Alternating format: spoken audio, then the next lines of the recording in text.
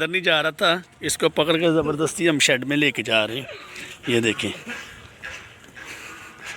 बाकी इस आराम से आसानी से चले गए हैं। ये बदमाशी कर रहा था और इसको हम पकड़ के शेड के अंदर अब छोड़ दिया।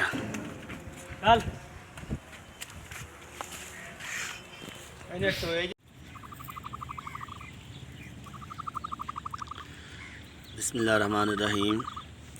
शकील अहमद आपको सलाम पेश करते हैं। तो नाज़रीन, ये हमारे ऑस्ट्रिच के बेबी माशाल्लाह आज बाहर आए हैं।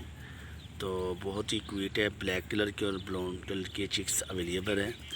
Sheikhpura motorway interchange Gujranwala road पे आपको ये चिक्स मिलेंगे। हमारा नंबर है 0321 799 7005। इस नंबर पे आप रब्ता करके चूज़े लेके जा सकते हैं।